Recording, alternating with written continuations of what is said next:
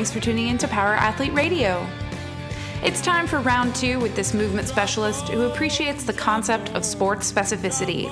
Find out how guest Dana Santos works with athletes in order to improve durability and emphasize injury prevention. It's not about eliminating asymmetries or altering the developments that make the pros good at their job. It's about making them well-oiled machines. Probably the most exciting bit featured in this week's podcast is a walkthrough of a 5-minute breathing and meditation exercise.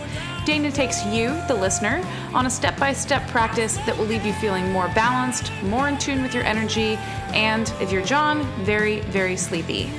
Sometimes getting your mind right requires you to slow down and, as one of my least favorite sayings goes, listen to your body. Or, if you're like me, ignore your liar body and just listen to this podcast. This is episode 182.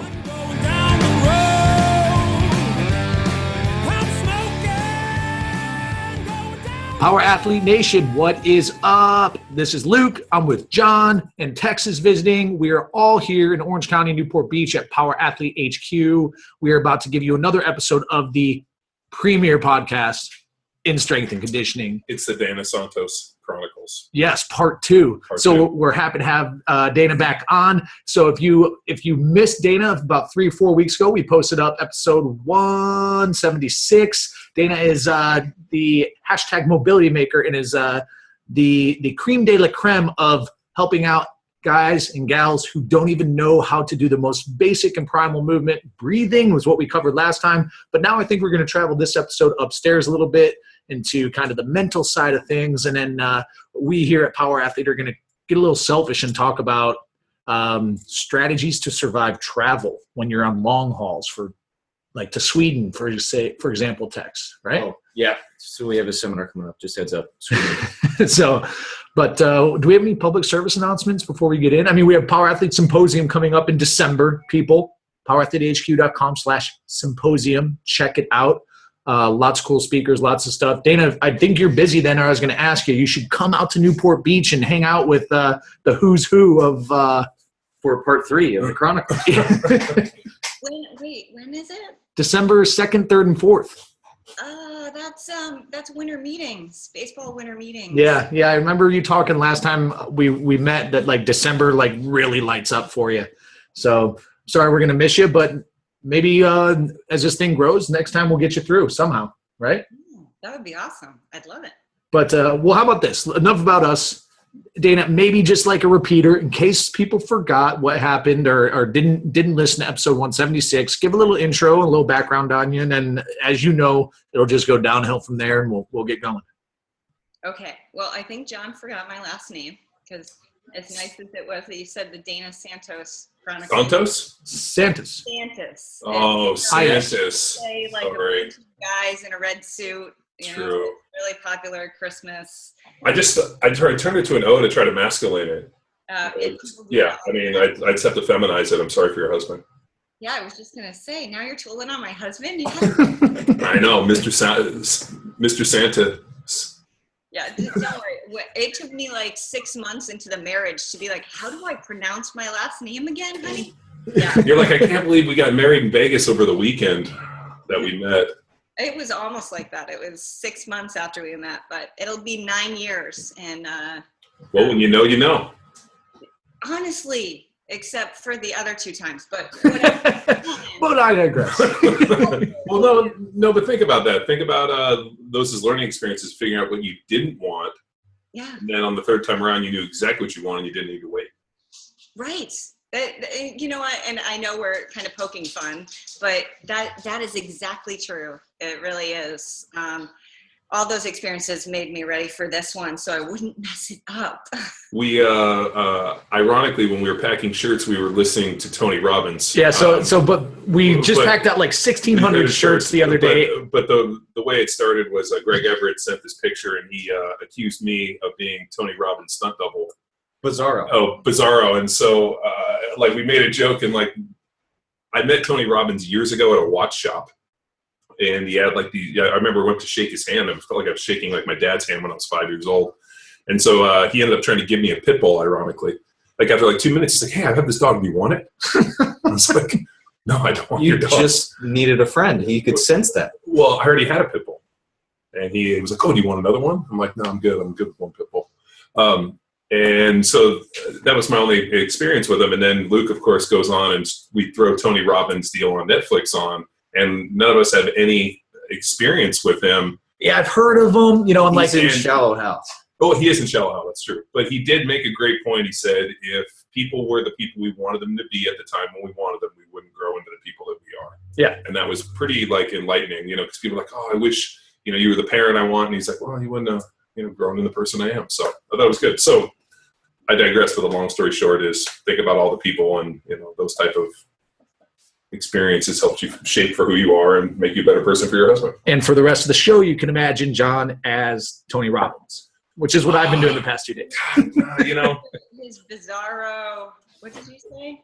he called him Tony Robbins Bizarro Wellborn.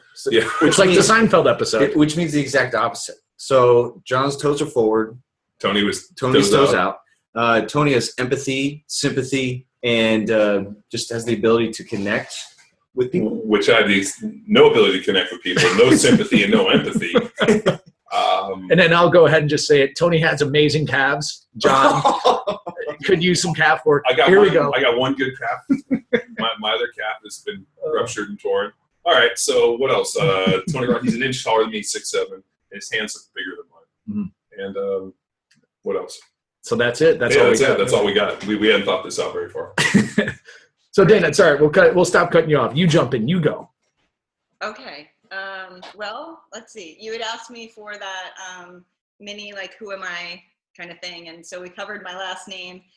And then on social media, I'm the mobility maker. And mostly, someone gave me that nickname a few years ago. And then I started to use it on social media and also changed my website to that because I was trying to get away from that kind of yoga stigma. And a lot of the pro athletes and teams that I work with, they tend to call it more breathing and mobility classes anyway.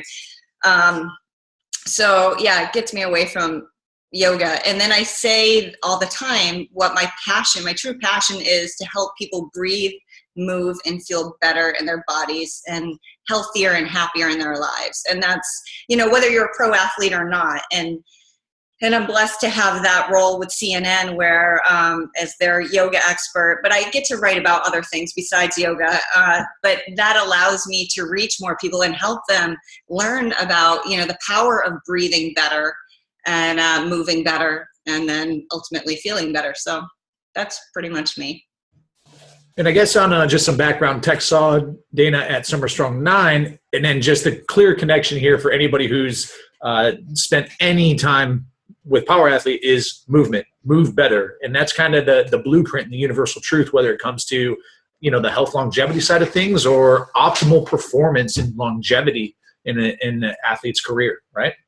So Tex, what did you want to jump into? So we're in the middle of the World Series right now, and I know you have the opportunity to work with many professional baseball players. And so just one observation I made in Game 1 is the Cubs pitcher, Lester, he has a complete inability to throw to first base from the mound. So Cleveland took advantage of this mental block. So something happened to him where he just can't physically throw from the plate to first base. And Cleveland basically took complete advantage and crushed him in Game 1. So that is a mental block. So I want to kind of kick us off with kind of your approach to kind of allowing athletes to control their own mind. So during Summer Strong, you took us through kind of an 8-minute, you can explain it better than I, but just that opportunity to make that connection to your mind and then you kind of bridging that gap to performance on the field. Yeah, what we did at Summer Strong is arguably the favorite meditation and ironically starting pitchers, but all of the athletes that I work with, but especially starting pitchers, NHL goaltenders, they really get that value of clearing your mind, because when you clear your mind, your focus can be so much more concentrated and almost seems like you're slowing everything down. I worked a long time with Timmy Thomas. And I remember, and I think we might have talked about this a little bit last time, but he was a big Star Wars fan. And so he used to say that it would make him feel like he had the force, like he could slow everything down and just be plucking the pucks out of the air. And it's this combination of having the control of your breathing, feeling like you're really in control in your body. And remember, breathing is the only aspect of our autonomic nervous system that we can actually access and control. And it gives us then access to the control panel for the rest of it, right? And so I think any kind of meditation, none of the meditations that I do don't involve breath. Any kind of meditation really needs to take advantage of tapping in and focusing on the breath, because it's always happening in the present moment. So it's your truest connection to the here and now. And sometimes this stuff sounds kind of fluffy, but we talked about this in the last one too. We can always bring it back to science, especially when you start to talk about the autonomic nervous system and things that are measurable, like does your heart rate go down, your blood pressure, how quickly can that happen with these kinds of exercises? And it's been proven that it can happen within 90 seconds. But then you can also, and especially with pitchers, it's important to be able to start to give them some cues that help them get into that state even quicker. Because they can't be like, hey, wait a minute, let me just step off the rubber and I'm just going to do this meditation, it'll just be 8 minutes. I'll be right back. And that won't work. And even the 90 seconds that I said, that's still too long. So we'll practice getting into this state and then having, like, maybe it's, I have some guys who don't actually speak Spanish, but they'll do a counting backwards in Spanish, from 5 to 1. But they start to associate that activity with the feeling that goes with it. And so when they need to step away and use that cue, or, it could be a color or something like that. So they use some kind of cue to associate it with that feeling, and that helps them feel like they're back in control. So I recall I think Iowa football. So their visitors' locker room, they painted it pink. So every time an away team comes in, they, I don't know. No, it's the idea that where they had a psychology deal where pink inspires like timid, and like the color of would inspire the players to be timid, and so it was based off of these. I think it was and I can't.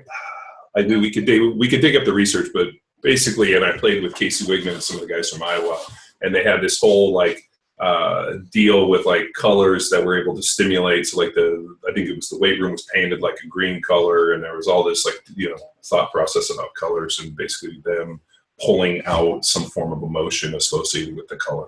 I tried to look for stuff like that anytime I played a college away game, and one of the biggest things was the number one team, Salisbury, who wins national championship at D3 every single year.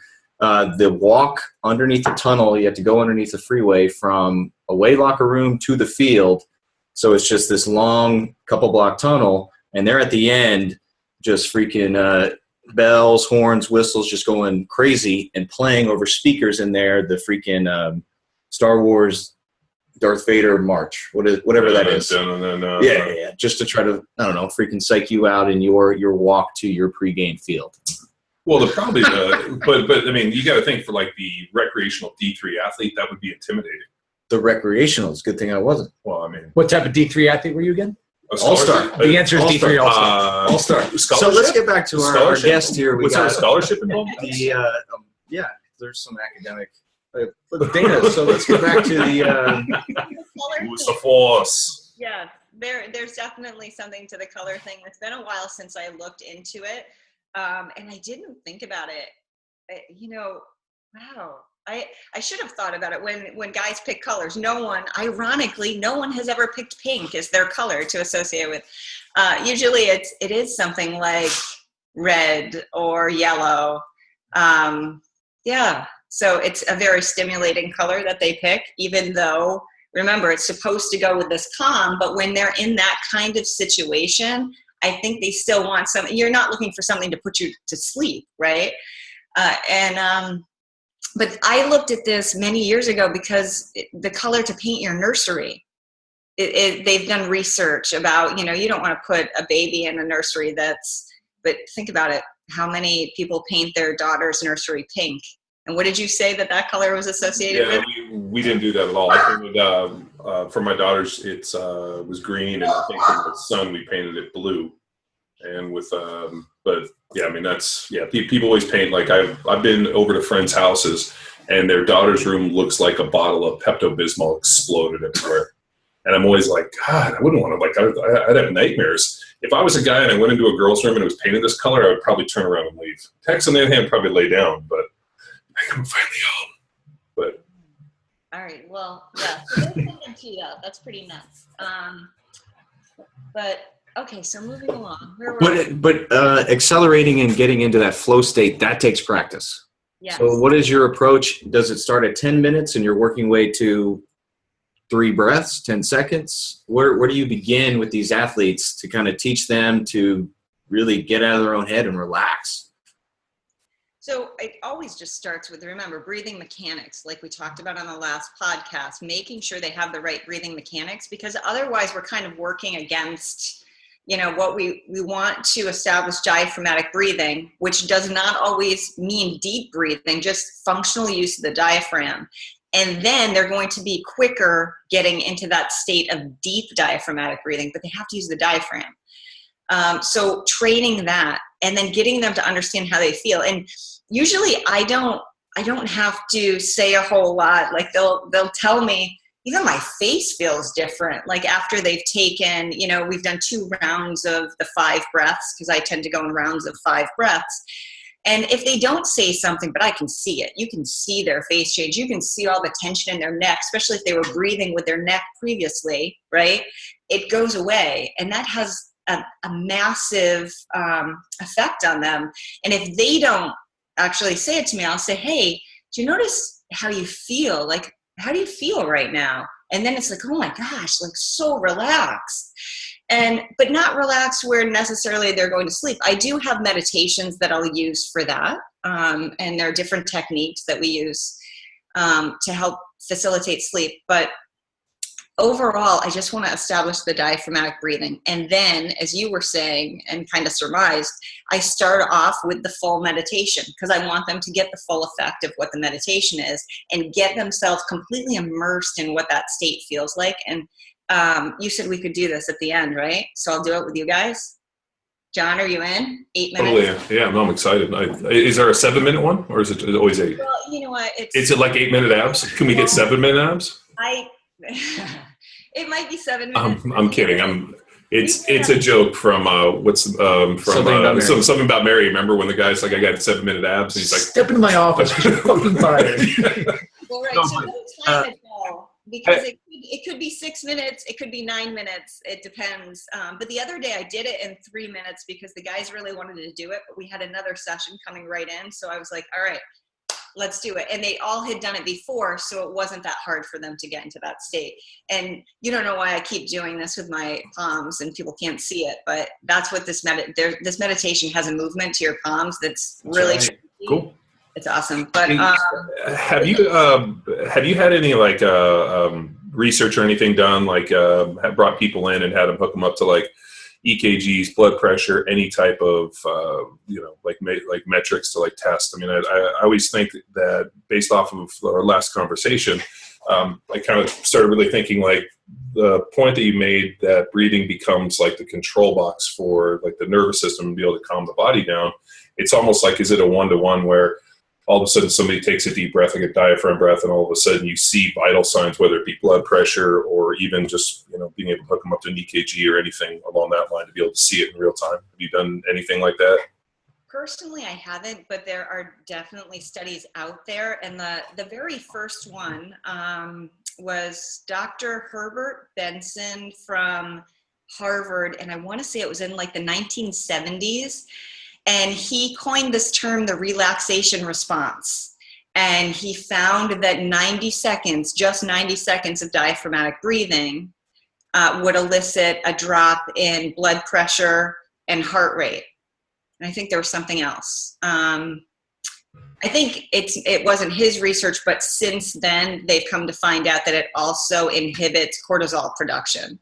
So, which makes sense. So that's his research, but there's more research. I wish that I was brainy enough to be one of the people doing the research, but Well, I mean, it seems like with your access and as many people as you work with, it'd be super easy for you to reach out to really anybody that's doing this research and allow them to come in and, test some models, because people always love to, test. I mean, you think about like, who would you rather test? Just Joe Blow off the street, or you get to test some professional athletes? It'd just be interesting and be able to solidify your work. But ironically, my mom has high blood pressure, and I think it comes from my brothers and I with her screaming at us all the time. So my mom had this blood pressure machine that she would put on her finger. When she'd get like super lit up, she would go over and put this thing on, and we'd always like basically bet on what the number was. Like, I think she's over 200, and so my brothers and I would take the machine and we would sit around and we would try, we would bet things. Like, I forgot what it was. Like, I'll do your chores, I'll do this, I'll give you this, whoever's the lowest. And we would have the best 3 out of 5 rounds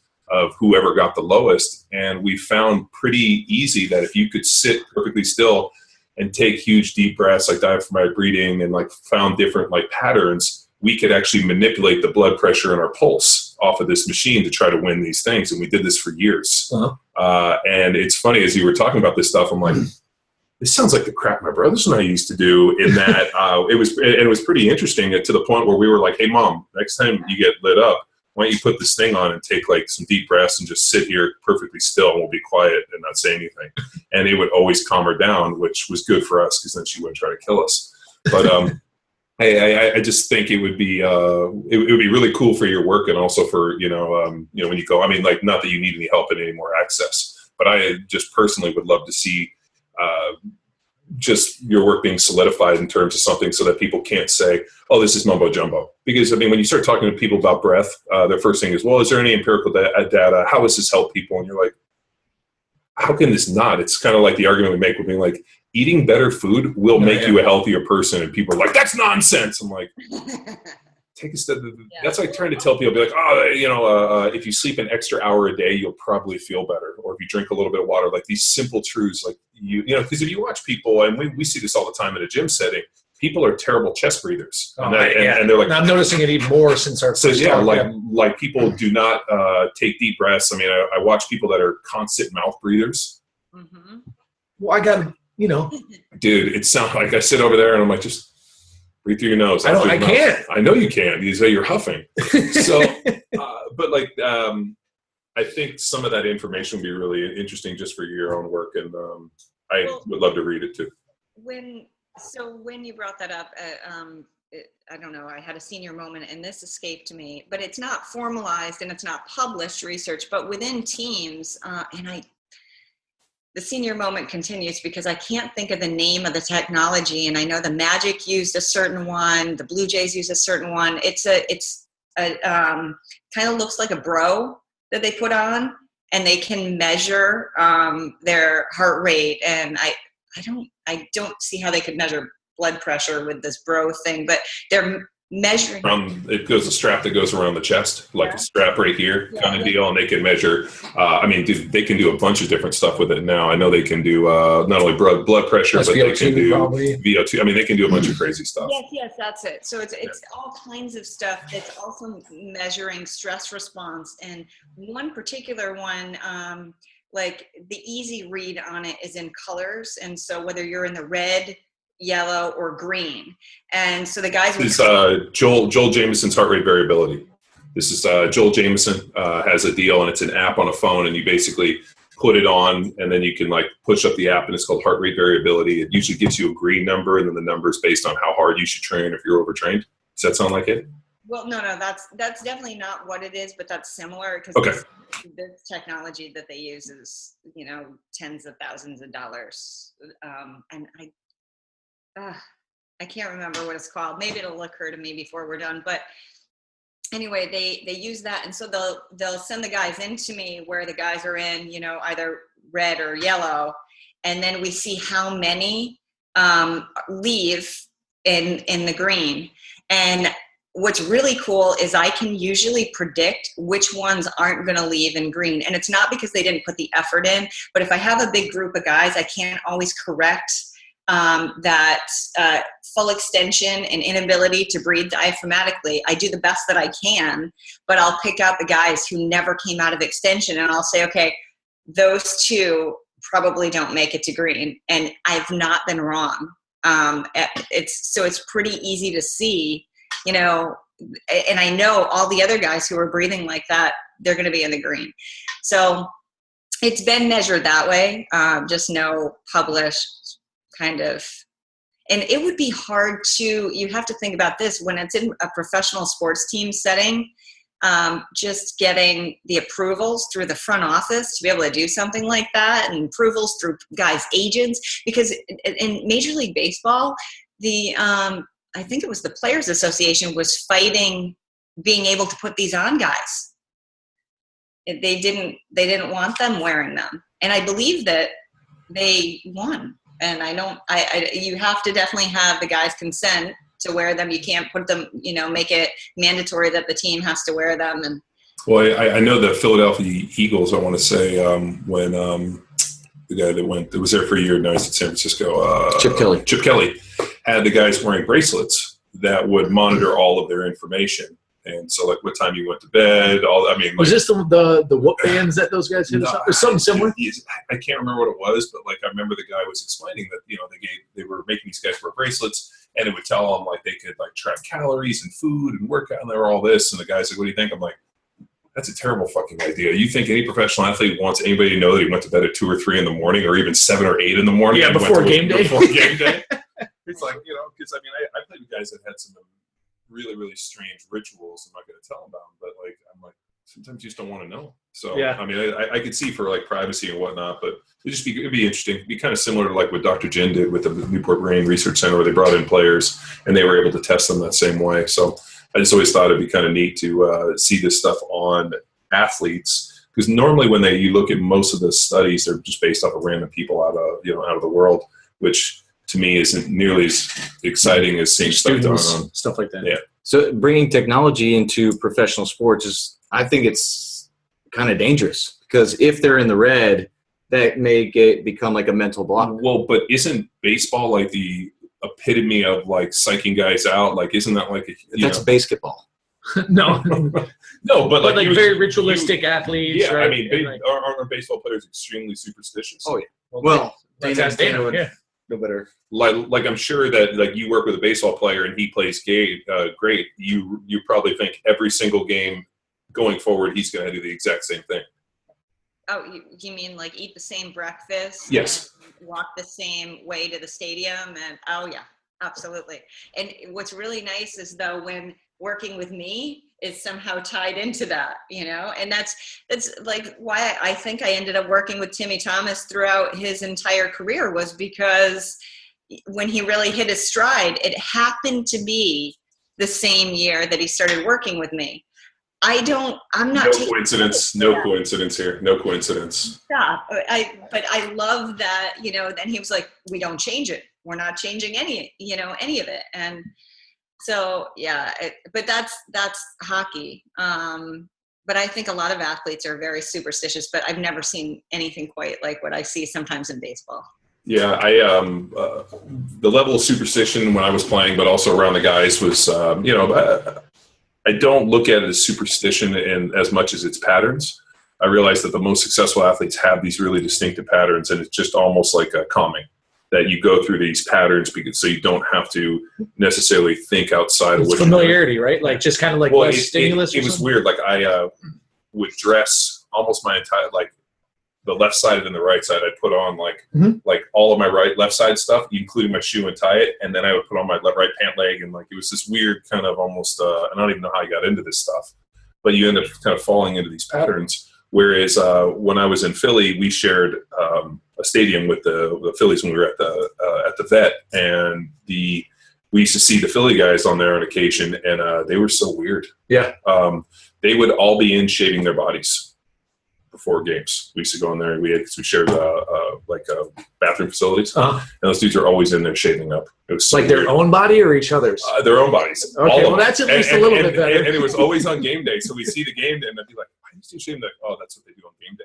And I remember being like, that's a weird superstition. I don't know how you get stuck in that one. I don't want to shave my body. You didn't try it? No, I don't, I mean, it's changed. Dex, bring us back in. All right, so patterns, like we say, the ultimate, what we learned last time, the ultimate kind of movement pattern is breathing. And Dana brought her clients in, her baseball players, and was able to recognize without the use of technology who was green, who was still going to be red. And I mean, that's coaching is seeing those patterns as well. So kind of we went to visit Jim Steele at the University of Penn, and he had these jump mats. So Dana, I don't know if you've seen these or Blue Jays got them, but they're able to kind of measure not only your vertical jump, but also your ability to decelerate and land. And they can also test tension and torque, how rigid your torso is. So based off of this jump and land sequence with it's pretty wild. They can pretty much tell you whether or not what your training looks like, how you recovered, volume, reps. Voodoo. But an experienced coach like Jim would be able to just look at an athlete without that mat and probably see pretty close to what it's actually going to read out. And an inexperienced coach will have to rely on that technology. Then an experienced coach and teacher is able to see all this shit without it, and then she's using technology to almost prove the validity for the practice that she's giving to her players. So I'm just kind of bringing back to technology, recognizing patterns is, I don't know, just some cool conversation. But I don't know, Dana, I'm sure you see a lot of technology used in not only kind of the strength and conditioning environments, but I mean, what else are the athletes at the top level experimenting with? Well, you've covered a lot of it, like the bands that help measure how well they're sleeping. They're definitely experimenting with that. But going back to what you're saying about, trying to pick up on these things and then using, and I'm sorry, my dogs are kind of wrestling behind me because they know you're here. No, it's all right. It's all good. But using technology to affirm your own presumptions, based on assessing clients, I would look at like some of the NHL guys that I worked with would also see the chiropractor who works for the Lightning, and chiropractors love to take x-rays. But I would want to do my assessment before they do the x-rays, because I'd want to try to decide what I thought their pelvis was doing and what their hips look like in terms of, are they rotated from left to right? Am I seeing an anterior dip on one side and so it would be really cool to be able to take them through movements. And that also helped me refine my assessment, because the more accurate I could be, which movements were really showing me what I needed to see. And then he would do x-rays, and I loved the way that he would do that. Not that I'm a big fan of x-rays, all the radiation, but he'd have them standing. So they'd stand, with their feet straight forward and then shoot their pelvis that way. So then you could see when they think they're in neutral, what does their neutral really look like? And usually I was right on. I got better and better over the course of a couple of years, but I liked using technology that way to help me get better at not having to use technology, if that makes sense. And then what you were saying about that jump pad, in terms of vertical jump, and again, this isn't empirical, we've just done this for fun before, but when you can line up, the diaphragm and the pelvic floor have to line up to both work optimally. And so when you've got somebody with a massive anterior pelvic tilt and then the flaring ribs, then your pelvic floor is lining up behind you and your diaphragm in front of you. And so when you can kind of bring that back in, then you've got that alignment, and then your pelvic floor is going to be more functional and strong. And obviously a stronger pelvic floor is going to help you jump higher, right? And it's also going to prevent the need for so many adult diapers.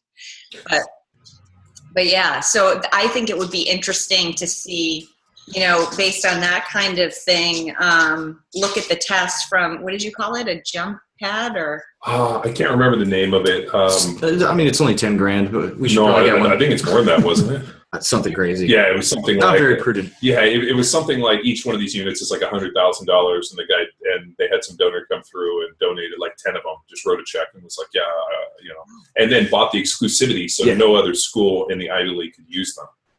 Jesus, Jim Steele was telling us a story, and we're like, "Really? Wow, that's pretty cool." So, yeah. But it would be neat to look at it, and then the people with lower numbers, and then see what's their breathing pattern look like, and what's that alignment of their pelvic floor and their diaphragm? Do they have that or not? It would be cool. Do you see really a lot of imbalances in the baseball players because it's such a non-symmetrical sport? Like everything is so one-sided. Like they all bat the same way. I mean, the last switch hitter was like Pete Rose. At least that's one I know. But Lance Berkman. Okay.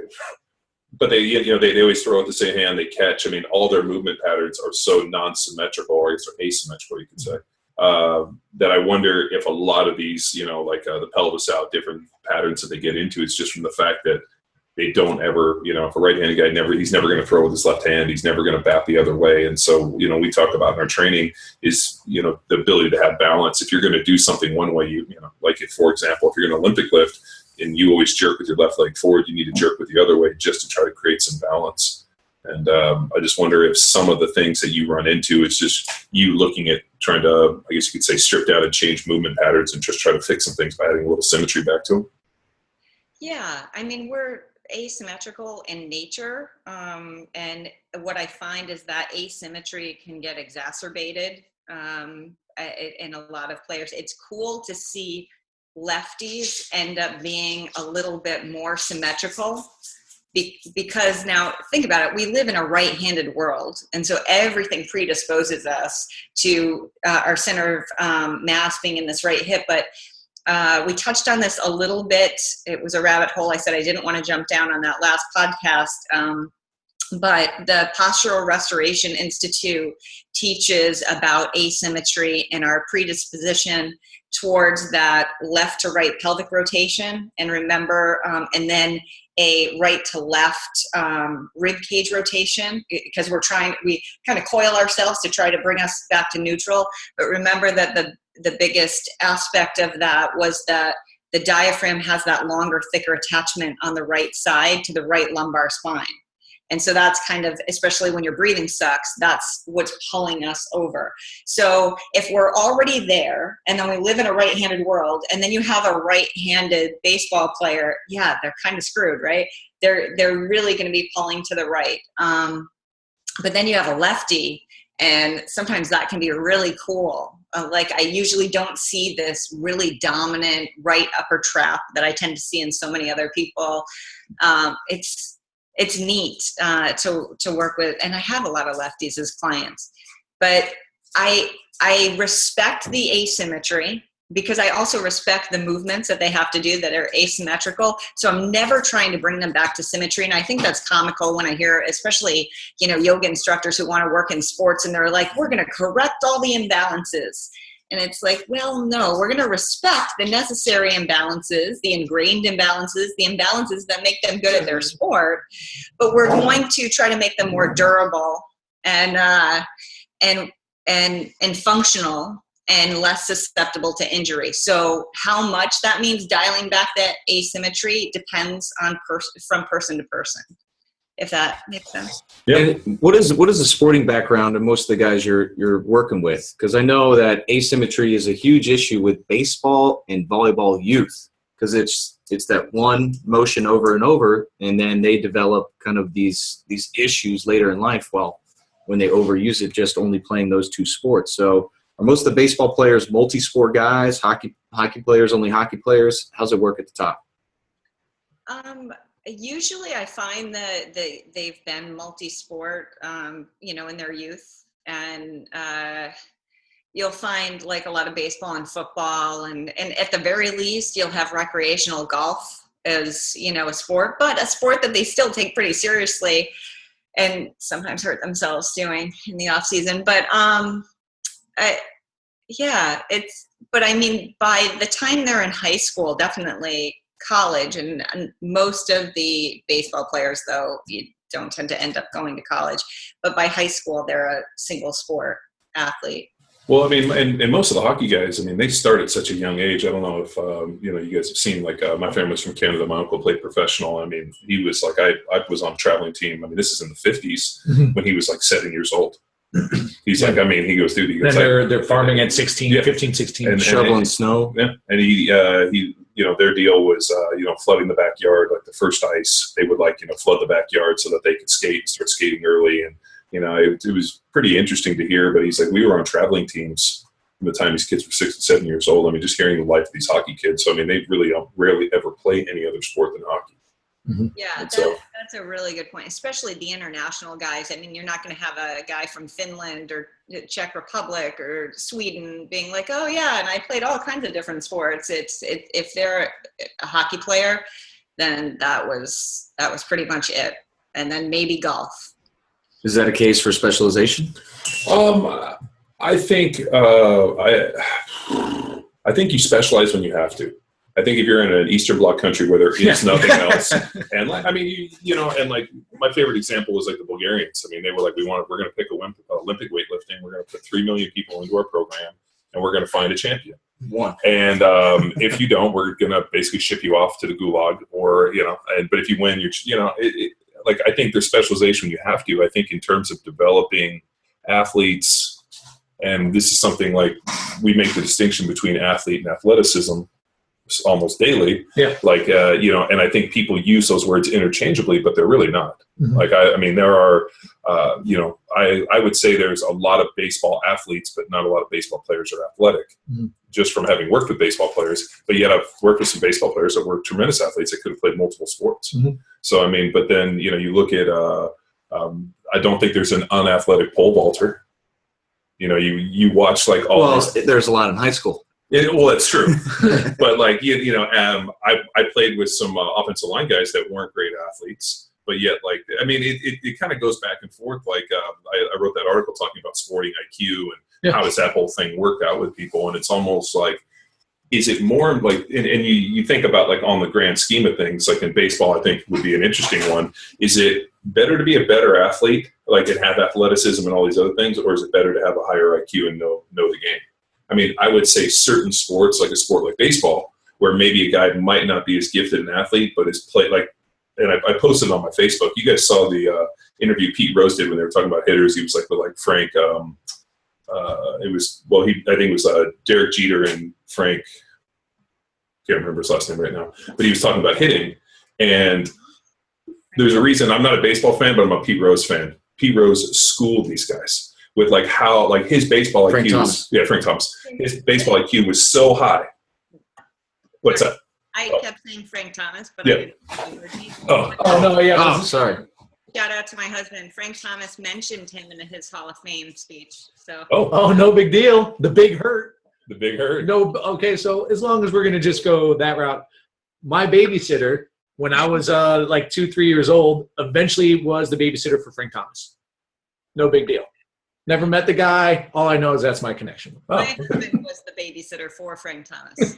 For Frank Thomas himself, yeah. His strength Oh, coach. so We're like, honey, hey, are we going out to dinner? And it's the game's been over now for an hour and a half. And no, I'm waiting for Frank. We're in the weight room. So. Is your husband an agent? Was he an agent or? So my husband is head of strength and conditioning for the Toronto Blue Jays. Oh, I gotcha. Nice.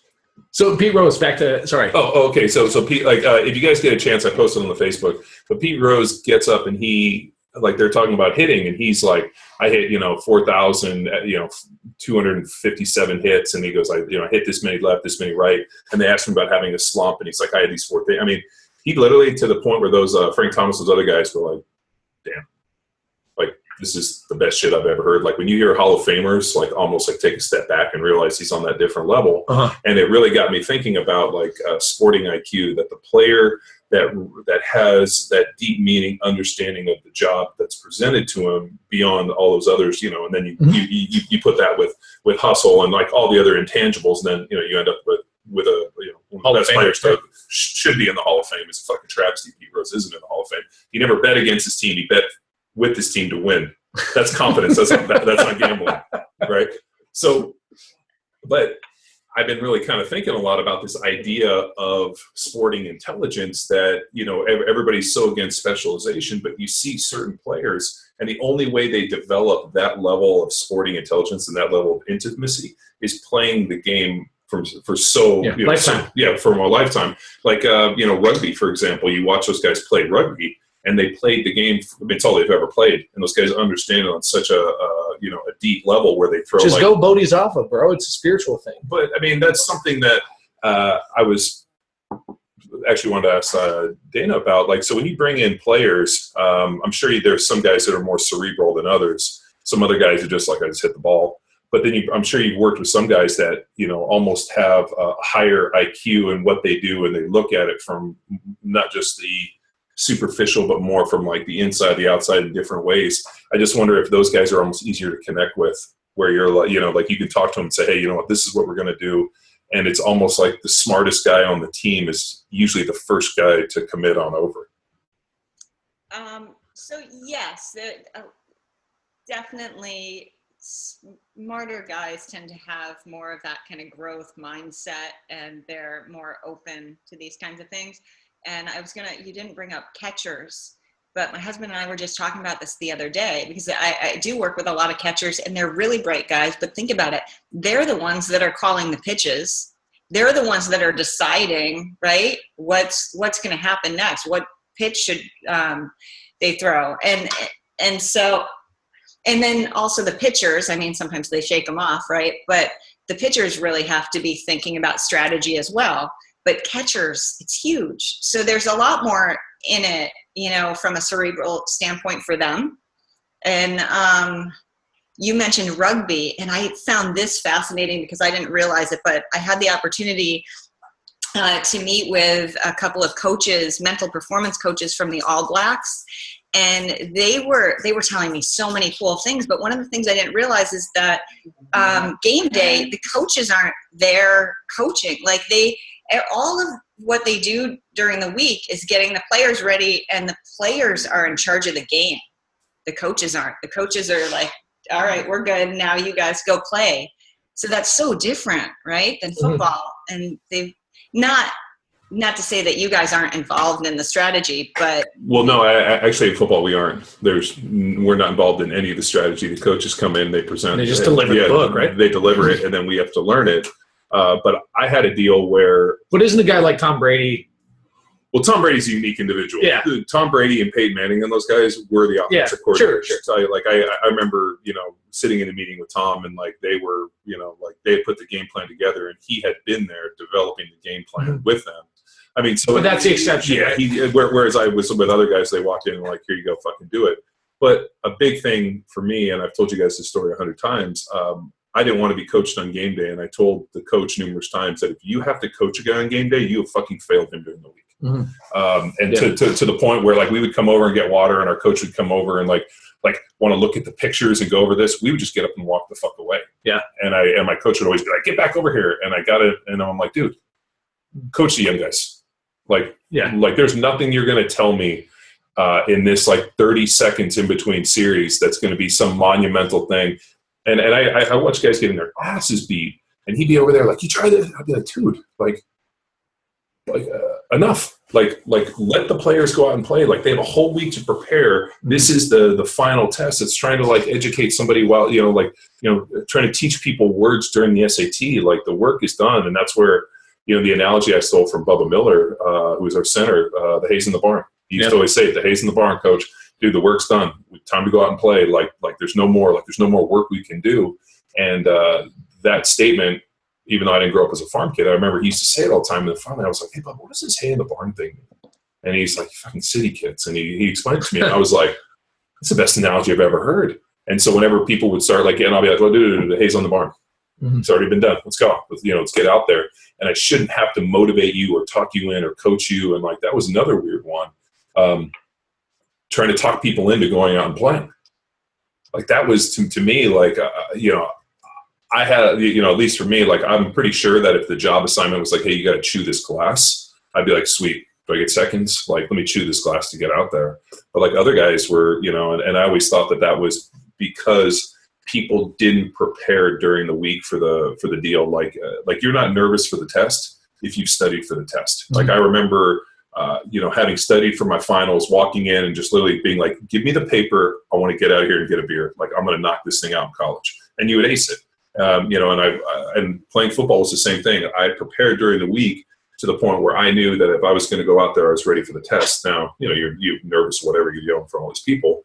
But I sometimes think for like baseball, for example, with 162 games, like is the level of like, because football's only 16 games. Like I always think for like, I always have a tough time wrapping my head around the idea of being able to go out and play that much to the point where you can't get up for 162 games. I mean, that's literally like you have to go out there and look at it as automatic. And I think those guys, what do they do? 3 out of 10 hits and you're in the Hall of Fame. I mean, it's like, I'm listening to Pete Rose talk about, he batted, or what was he batted, like 342 or something. And he was like, like set the record. I mean, that's like 340 hits out of every 1,000. I mean, that's crazy. So I just wonder if like things for like what she's doing where, you bring them in, you're trying to get them into a flow state, like teaching them to do this becomes the kind of the situation because they have such a long season ahead of them. And in such a deal, whereas in football, if she came in and was like, hey, we're going to breathe before the game, I'd be like, I'm going to circle you. I'm listening to this music. I'm literally in the zone to the point where I'm going to like kill somebody. Like there's zero relaxation. This is me sprinting through the door. Like, come talk to me tomorrow. We'll breathe tomorrow. Like that. So in football, I only really like in season in football, I only work with them on Mondays. Like it's not, well, unless they're, it's Monday Night Football for them, but it's the day after. It does not make sense. Although I heard that the Seahawks meditate before games, but I mean, I would want to listen to Beastie Boys before games. Like that would be my meditation. What Beastie Boys? What? Sabotage? Well, I love Sabotage, but no sleep till Brooklyn. So we had Kevin Elko, who is sports psychologist guy, and we've been trying to get him on the podcast, and he just called and threatened him. But Elko was great, and he's like, I want you to pick out a song that when you listen to the lyrics speak to you. And he's like, people that can listen to music peripherally, they like the beat, whatever. But he goes, I want you to look for something where you can actually listen to the lyrics and the lyrics speak to you to the point where like that can be part of your like meditation, your ritual. And like, I want you to like be able to find these different lyrics. And so he would always ask me, like, oh, did you find any good songs? And I would like be like, well, today we're going to listen to Slayer, Raining Blood, or Raining Blood. I'm like, and I would give him these lyrics, and he'd look at me and be like, you're so fuck. Yeah. And, but there was a song by on a Slipknot kick these days. Well, the song that really spoke to me. There's a song by Monster Magnet, and it's called Power Trip. And like those lyrics to me were like some of the most powerful lyrics I ever, at least for me personally. And that was one of my pregame songs that I would listen to. And it was that idea of like visualization we talked about, and like being able to like put yourself in the zone. See the mistake, fix the mistake, go back, and then like imagine, almost play the game before it happens, and strive for excellence. Mm-hmm. I think it's what's so fascinating just talking about this with her is you have different sports that are playing at different level or at different levels and different levels of intensity based off of like football, for example. 16 games where you have 4 months where this is everything. Mm-hmm. You have baseball to 162, and then what does hockey play like 80 some games? Oh, it's a lot of games. I don't know. I mean, it's a lot, but we used to go to the Flyers games all the time, and dude, the hockey guys were hysterical. Like the amount of shit talking that those dudes did, and like the amount of cursing, like we would sit on the glass, and these dudes would like just oh my god, I was in tears laughing. Like the things they said, and like these dudes are feisty, pissed off guys, and they have a sport that actually encourages fighting. Mm-hmm. Like I'm in. I mean, but it's pretty funny to put guys on ice, on skates, and then let them fight, which is even more funny. But I guess going back to... We don't see the goalies fight. So if we think about it in the athletes that Dana's working with, she's working with the goalies. And then baseball, like a pitch moves faster than you can actually see it. So you just have to be in just almost that flow state to let your body just go and act. And going back to the combat sports or like the, a forward or defenseman in hockey or even NFL, like it makes sense to have Dana in their post game because we were talking last episode about being unable to flip the switch off, that heightened high cortisol, go rip somebody's head off, stick your fingers in their eyes. Like maybe there's an aspect of her business that we haven't examined, being able to wind dudes up. Yeah. And like get them into it and being like, here's the deal. Everything we know about breathing, we're going to reverse that shit. I want you to start like Stop short breathing. breathing. I want you to I want to take 1,000 short breaths while I stick you with this cattle prod, and then I'm going to send you running out there. So, I mean, maybe that's another aspect to the business. So I'm not saying. Okay, I don't quite take it to that extreme, but working with some of the mental performance coaches, we're trying to determine with individual athletes where their prime state is, because some people, can be in that flow state, and they can be, have the lower heart rate and be, that's it for them. But then other people need to be high. So on a scale from 1 to 10, most people are probably at a 5, but then there are some guys who need to be at an 8, and some guys do better at a 3. And so figuring out what are the tools to get them there. Usually the hyped up guys, it is more music. But like working in the NBA, when I'm doing yoga with the guys, depending on the time frame that we're doing it, a lot of times we're doing, we've got hip hop on in the background. I don't do a whole lot of like yoga music kind of thing. I will well, you know what? In the NFL, I've used it more. When you were at the Patriots, like Inga? Like, no. What's Anugama. I did some yoga and they kept playing Inga. I don't know what that is. Neither do I. I've never heard of it. The only thing I could equate it to was what I would imagine it would sound like if whales were in space. Oh wow! No, we don't do whales in space. But when you were at the Patriots, I know you weren't there a long time, but was Benjamin Watson there? Yeah, I know Ben Watson. Okay, so I worked with Ben, and also, who was the other tight end at the same time then? Because, it was Ben, and I can see him. I can actually see his email address, but his name isn't in it. Like the weird things that we remember, but you don't remember who the other tight end was? Oh, that's not the guy that's in jail, is it? Not Aaron Hernandez. Aaron Hernandez? No. He's with the Broncos now, I think. Shoot. Maybe that'll come to me later too. But anyway, they loved Anugama. Which was Anugama is this kind of tribal yoga music. And Tribal music. Yeah. Is it David Thomas from Texas? Yeah, Dave. No. No. Anywho, barreling forward. Yeah. Barreling Yes. forward. But you've never heard of Inga? I think I've never heard of it because you're making. What is that? How do you spell it? I'm on the Google. I'm Googling. INGA? No, Enya. Enya. Enya. Enya. Enya. That's Yes. it. Singer-songwriter It Enya? sounds like whales in space. Like that's what I always imagine. Whenever I hear it, it's like what I imagine that if whales were in space at a rave. That's what they would be making. At a rave. Yeah, if the whales in space rave. It's weird. It was a really weird. Yeah. So. Should we wind this back in a little bit? Yeah, What's up? Daniel Graham. Daniel Graham. Okay. Yes. All right. I'm sorry. I just No worries. He was the other tight end. Do you know him, Mm-mm. John? Okay. No. All right. Anyway, yes. Some of the things, Tex, you had wanted to go over. You mentioned the travel. So, before we go down any more rabbit holes, Luke and I guess John, how many times you travel a year? A couple. Twice. Half. Hey, let's take this trip around the world. It's going to be great. Have fun, guys. Yeah. Have fun storming the castles. No, well, see, first of all, you guys are the size of hobbits, so you can like sit comfortably in a fucking coach seat. We're basically the same size. You just have longer tip fin.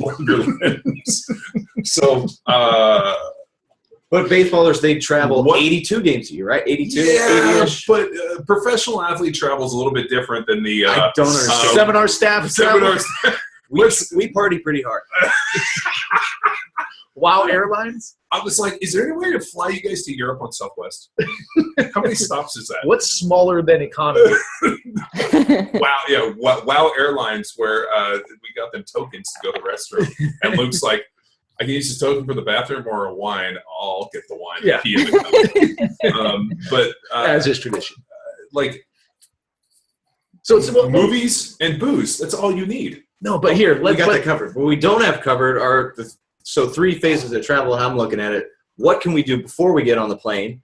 Mm-hmm. Whether that's the night of, the morning of, or I mean, we don't really care if we're doing it outside the gate on the plane. So I saw you doing some yoga on Instagram on the plane, and then immediately after, because we have to sprint, we have to bend, we have to do all these performance things after to kind of show off our skills.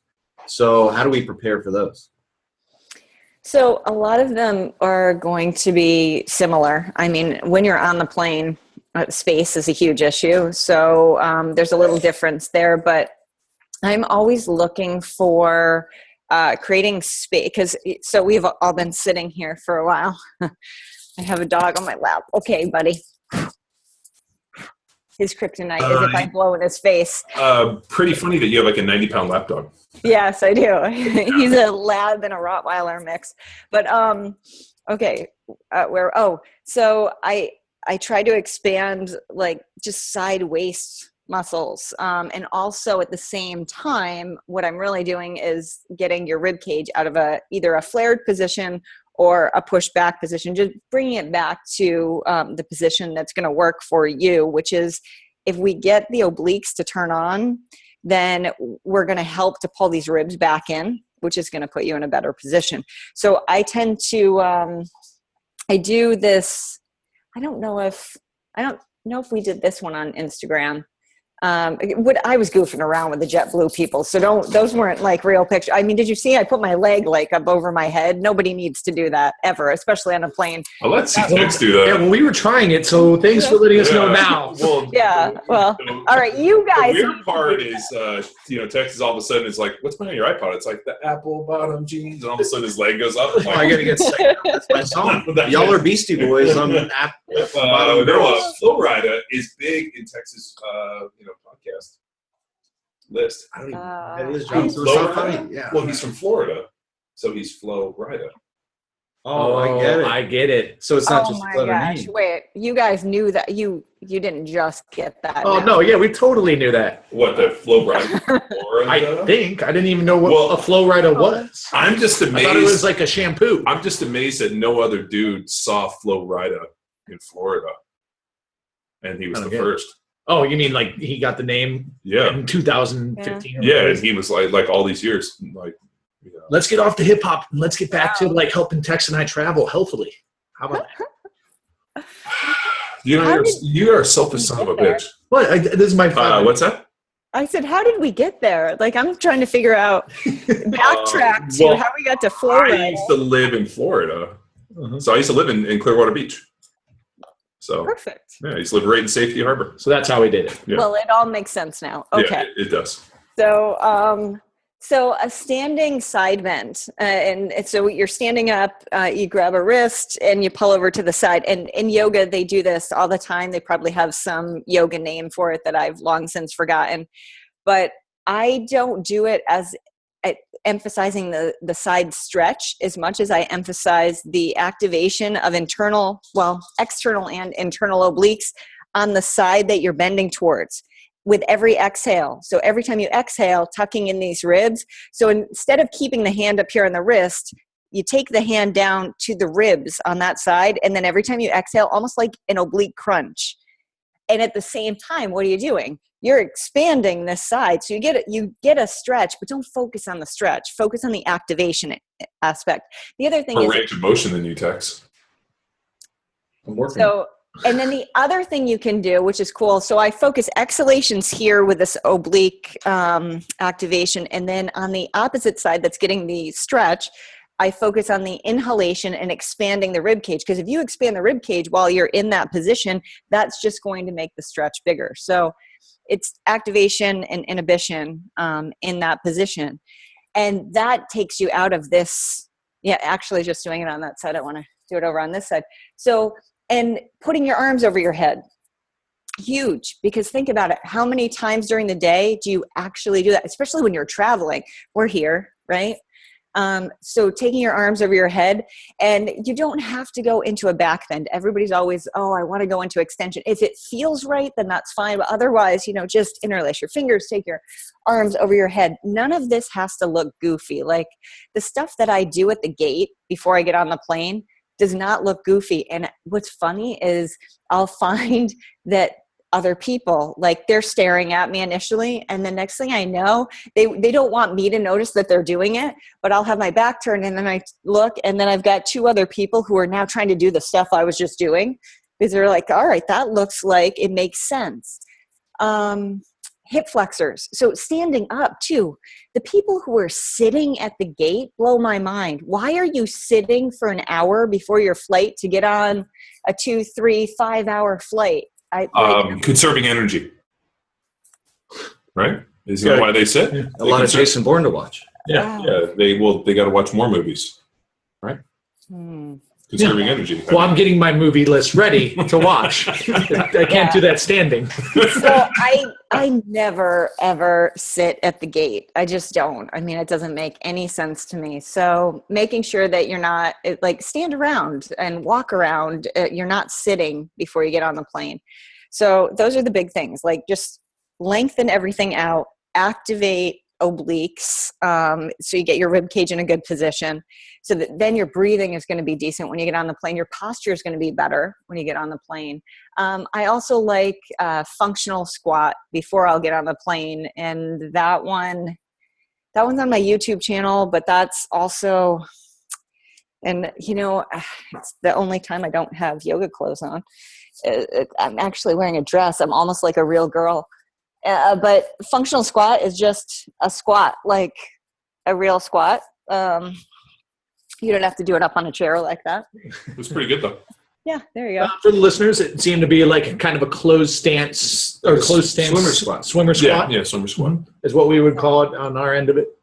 And so when I'm doing that, I'm actually, and everybody's so afraid of the kyphotic curve. Mm-hmm. But you know what? Your spine should have a kyphotic curve, your T-spine. So it's about rib cage retraction. So when I'm in that position, I'm going to take a few breaths and I'm going to try to expand my rib cage through here, which is really cool because when you do that, your low back will release even more, especially QL. I mean, think how locked up like your QL gets when you're sitting on a plane. And so I like that one. And as much as it wouldn't seem like it, if you're dropping your pelvis into that posterior tilt when you're down at the bottom of that squat, your hip flexors aren't really on. So that's just, I like that. But then, just basic inhibiting the hip flexors, you can do like a standing quad stretch. There's a way to get all of it because I like efficient movements. So to get all of it at once, everything that we were kind of just talking about in terms of side waist, arms overhead, and then hip flexor would be more of a, like in yoga, they call it warrior one, but it could also just be a lunge. And I do a short version of it. So let's say my right foot is in front and my knee's slightly bent. And then, so it's like a lunge. Right? But now the left leg's behind, whatever leg is behind, that's the arm you want to lift up. And then I'm coming over to the side. Right? And if your balance is bad, then hold on to like a chair or whatever. But now I'm getting hip flexor. I'm getting the arm overhead. So I'm stretching up. And then I'm also getting the oblique activation in the rib cage position. Where would I do this on the airplane? On your seat. Yeah. No. Don't do goofy shit when you're in your seat, because I've had people doing weird stuff next to me, and not necessarily yoga, but that was us. Yeah, I don't need that. But when you get up to go to the bathroom, that's the only time you would ever be able to do much of anything. You can take your arms up over your head when you're in your seat, because that might be the only way that you could do it, as long as you don't smack into somebody. But you don't want to be in other people's space. So you get up to go to the bathroom, and even in the bathroom, you can do something like what I just did. Even you, John, could. No, I can't. I can't even stand up in the bathroom. That's why Which is fine because you always sit to pee. I'm actually terrified of airport or airplane bathrooms. Yeah. That's a bummer, man. It is. It's Why? and because one, I don't fit in them, and two, like I don't even, like it kind of get in there. But yeah. So I mean, well, and the worst is I have to take, like, my wife and I trade off with my daughters because of course they have the bladders of a blueberry, so they have to go to the bathroom every 6 seconds. And my wife somehow convinced them that they need to constantly stay hydrated. Like my wife's like, make sure you're drinking water and stay hydrated. And I'm like, they have the bladders the size of a blueberry.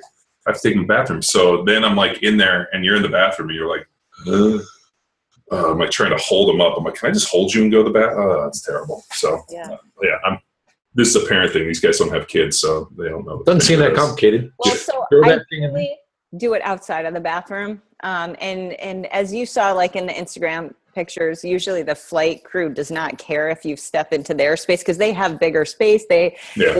Sometimes the ceiling's even higher there. It's just, stretch it out a little bit. It's not that difficult. A lot of this routine is kind of similar to the before bed stuff that you had posted on CNN, right? So it's just kind of like it's unjamming all the sitting in an office throughout the day was a lot of the theme of that one article. So and that's the same like go-to move that I give people when they stand up, when they need to get up from their desk. Like if you get up, do this. Let's get you into the opposite of the posture that you've been in for a long time.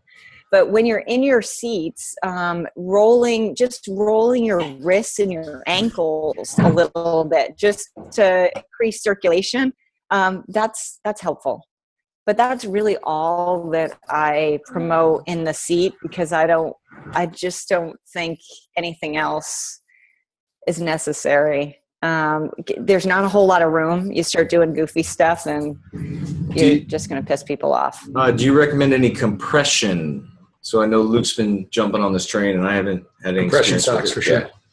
So compression socks or kind of like shivers for your calves or anything like that? I love to fly in my 2XU tights. I like that. But when you land, I just don't want to forget to tell you this. I love to do the whole legs up. In yoga, it's called legs up the wall. There's a fancy name for it, Viparita Karini. But just getting your legs up above your heart, it does wonders. So that's my go-to. Like as soon as I get back to the hotel, I'm on the bed with my legs up the headboard. And just hang out there. And you can check your phone, do whatever, but just hang out there for a little bit. I like that. There's also, I recommend this one for you, John. I always try to do at least 100 calf raises every time I go to the bathroom. Oh, that's a good one. Yeah. Just because, get some circulation through the legs. And obviously you want calves that pop. So you don't like Tony Robbins calves. All right, that's just for you, John. I don't think we're recommending that for everybody. I get it. That was Luke worked hard for that joke. What do you mean? I've been playing it for 2 months. Did you hear how like jokes? You shouldn't have to work that hard for a joke. It should just be like off the cuff, quick, easy, like little like. What are you, the joke police? Little joke. What?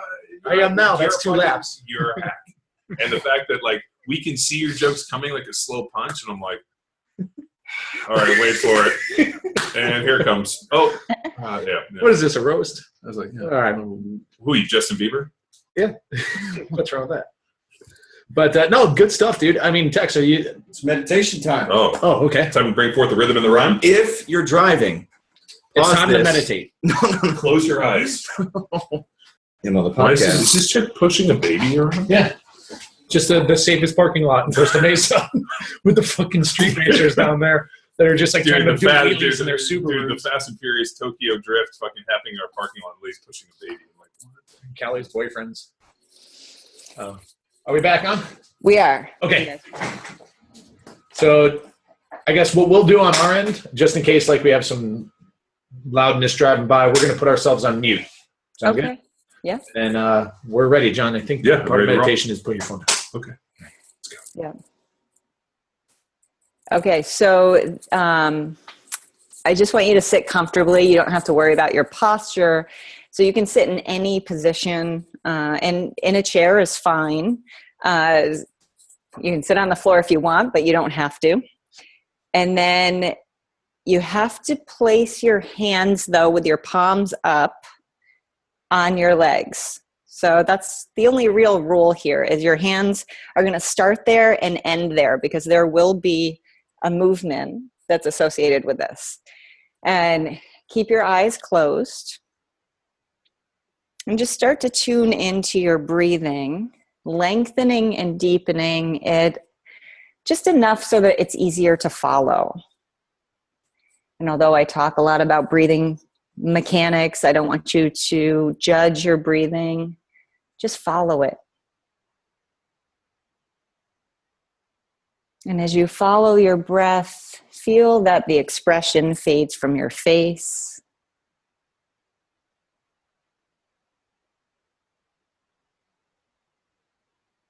All of your attention captivated by the sounds and sensations of your breath.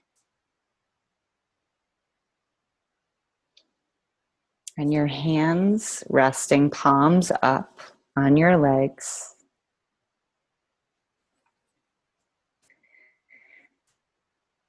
And now imagine, because this meditation is a visualization, you're going to imagine that there's a small hole in the center of your abdomen that you can breathe in and out. And of course, most of us have a belly button. And so imagine that the air now can stream in and out this small hole in the center of your abdomen. Every inhalation and exhalation flowing in and out your belly button.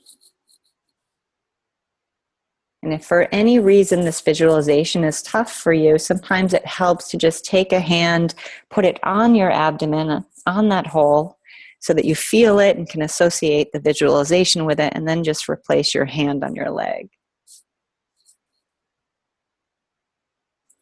And from that point, the air continues to move in and out on every inhalation and exhalation. On your next inhalation, we'll draw the air in that hole in the abdomen. Feel the air rise up and now exit a hole in the center of your chest. So the breathing pattern now is the air coming in through the abdomen, rising up and exiting a small hole in the center of your chest. All of your awareness, your concentration, completely captivated by this visualization and the sensations of air streaming in through the abdomen, rising up and flowing out the center of the chest.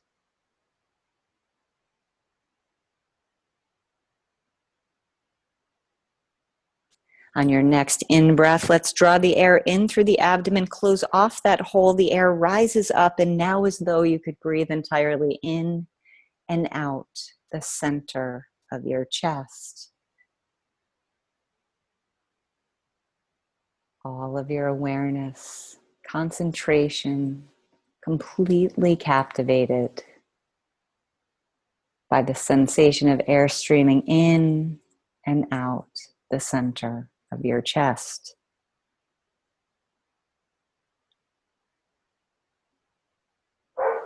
On your next in-breath, draw the air in through the center of the chest and then split it in two and allow it to flow down your arms and exit holes, one each, in the center of your palms. So your breathing pattern now is inhaling the air through the center of the chest and then feeling it flow down the arms and exit holes, one each, in the center of your palms. Allowing yourself to be completely immersed in this visualization and all of the associated sensations.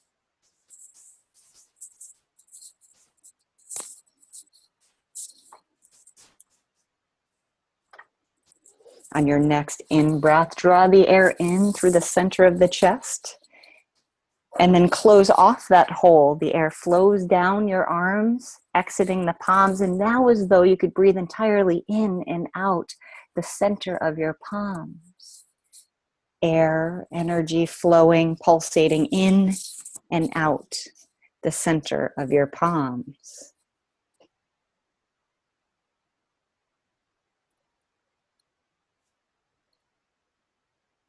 Maintaining this concentration on what you're feeling in the center of your palms, this pulsating, flowing energy in and out. Begin to slowly allow your hands to lift up off of your legs. Very, very slowly.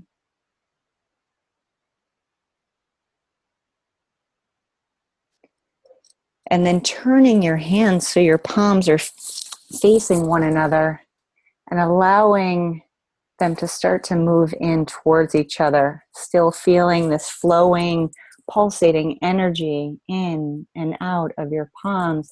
And as they come in towards one another, being careful not to allow them to touch, just playing on this energetic edge. And as you feel appropriate, you can move the hands away or in, along with the flow of energy in and out of the palms.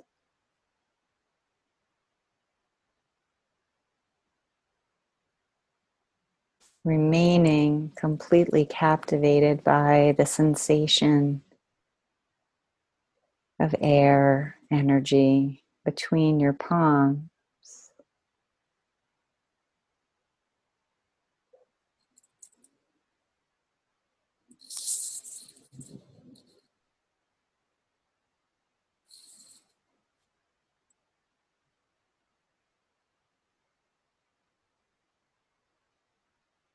Allowing yourself to be completely immersed in this visualization for just about 30 seconds more. Playing on that energetic edge.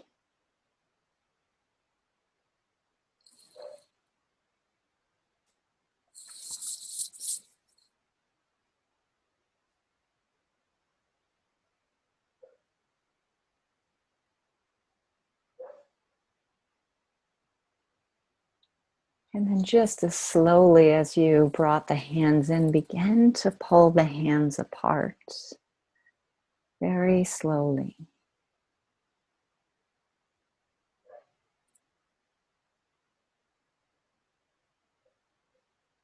And when you feel that they're hovering once more above your legs, just turn the palms and then return the hands to your legs. Slowly and gently. And now bring your attention back and check the contents of your mind.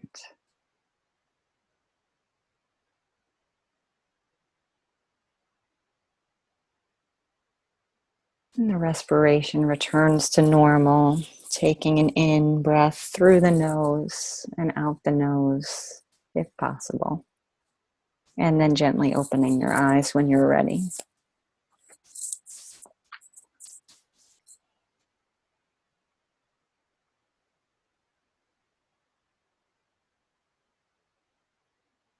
Okay, so remember, I can't hear you.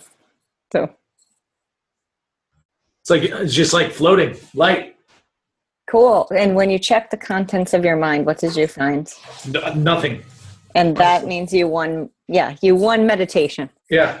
Yeah. I don't know. Do you feel like? No, I was tired. I was ready to go to sleep. Feel like I don't know if you saw me yawning, but I yawned No. like 10 times. But that's because I'm perpetually tired. Mm-hmm. No, that was great.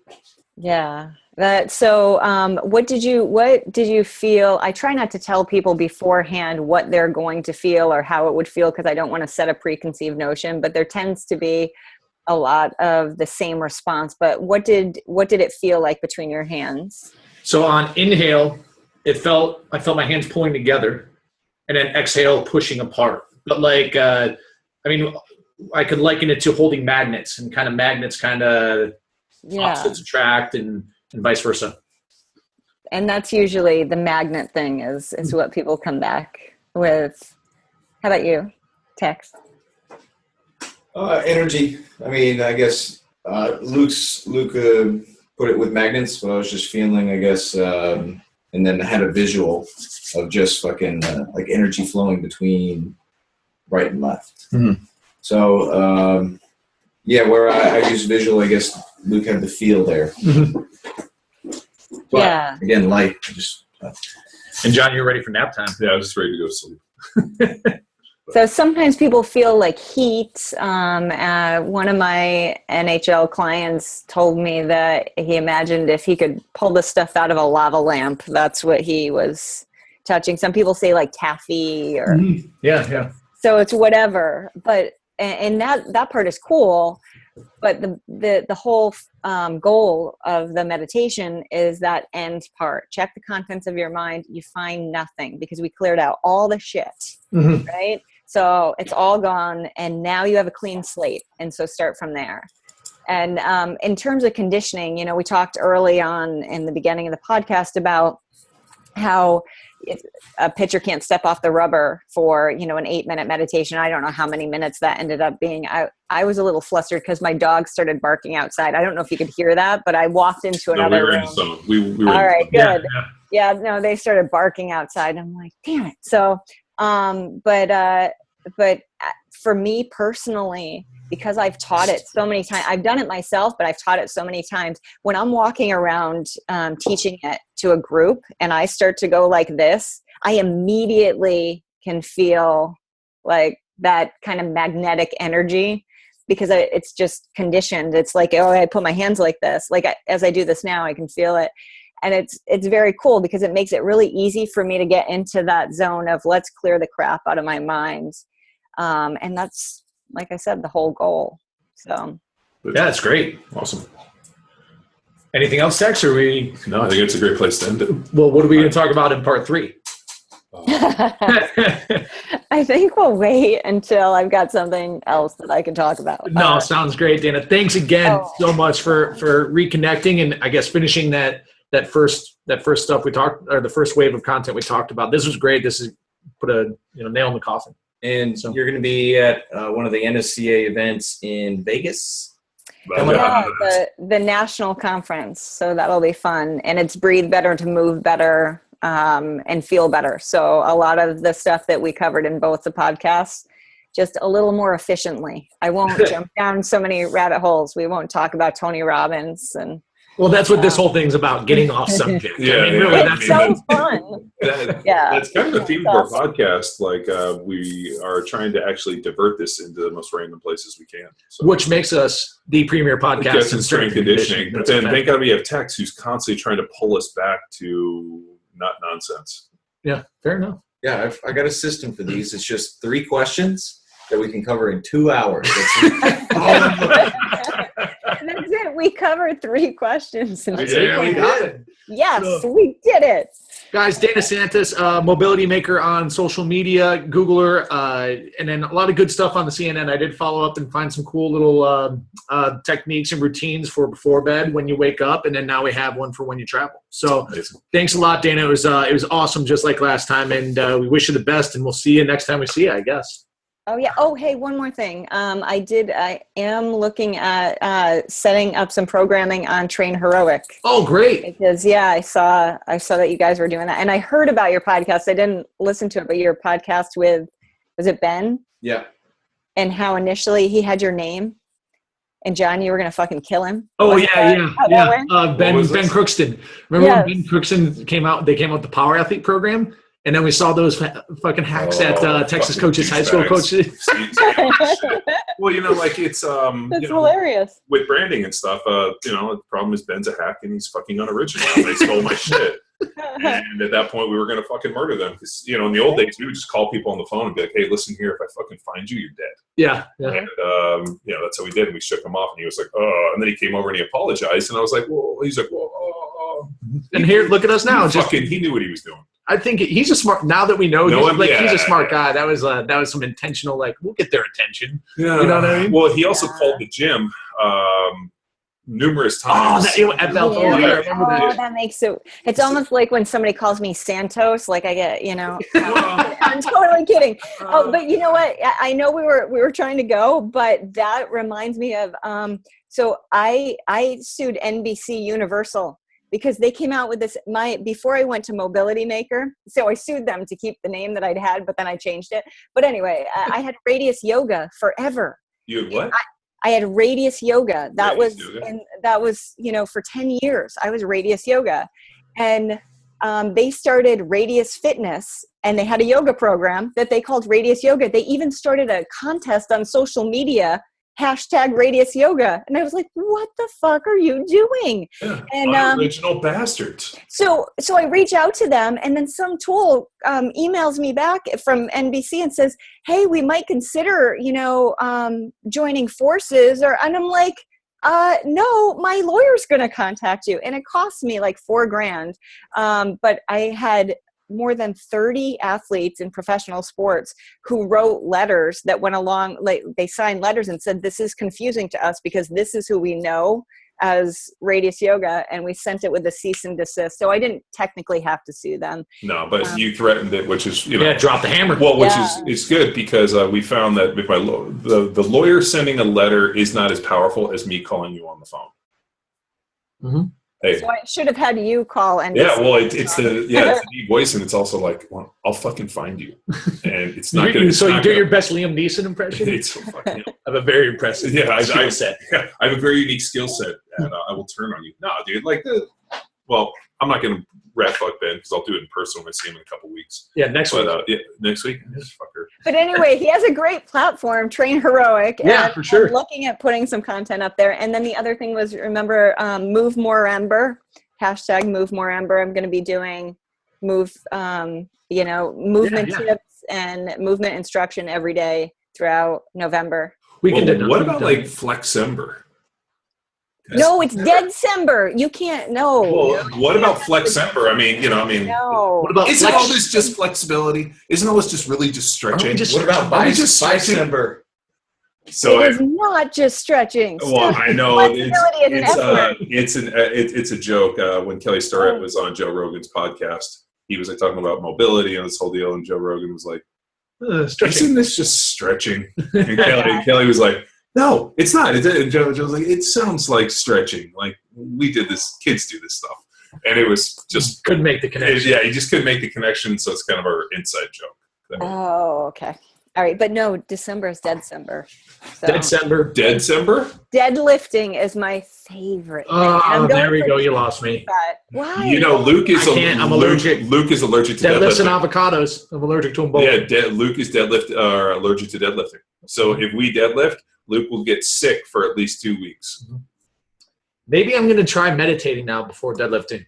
I don't think you can do it. I think you are, those thin bird bones that you have. They just, they're so light that. I'm sorry, what? Bird bones. Bird bones? Yeah, they're hollow. They're hollow bird bones. Allergic to deadlifting. Yes. No. And maybe try the meditation thing, because as soon as when we were talking about, and we are really what is your deadlift? But Miss Santos, what is your deadlift? Well, hey Santos, tell me what your deadlift is. Okay, Jim.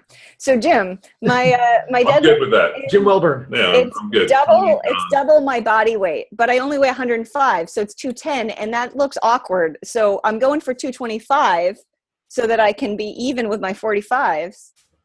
There you go. On the bar. So I'm going for 225. But for someone who weighs 105, yeah. Well, I know, but here's the thing: you need to pack on about 30 pounds. Because if we can put 30 pounds on you and get you up to $135, you could easily deadlift like 300 pounds. Yeah. Well, I'm talking about being 105, but I've done Squattober all month. Yeah. And I always tell women, and I even wrote a CNN article about strength training for women, and that it's bullshit that you get bulky because you have to train a specific way in order to get bulky. Well, guess what? I know what that specific way is. Fucking squat heavy every single day for a month. Yeah, and then try to put your jeans on and realize that you have 5 pounds of quads. Yeah. You didn't have before. Well, here's the problem: you need to have spandex jeans so that they shrink and they grow, depending on how you put on weight. That's what. And now we're gonna come back to Flow Rida. Yeah. Put on spandex. Listen to Luke actually Rider. has tights that look like jeans. I had them, the maternity pants. Yeah. So we did this thing called 22 Jack Street, where we took 22 weeks. And these guys had to put on 10% of their body weight in 22 weeks. Mm-hmm. And then Kelly and I had to lose 10% of our body weight And then we did body composition changes. We all picked different diets. We all did the same training program. And long story short, about 15 weeks in, I just stopped wearing jeans and went straight to sweatpants. He came in the office literally just wearing and I'm like, "Are you wearing sweatpants?" He's like, "Yeah, I blew out my jeans. I'm just gonna rock sweatpants." And poor Tex, you were up to how much? How much did you weigh? 217.8. So you weighed At my heaviest? Yeah, 254. 254. Oh, I got to 268. Wow. So I was.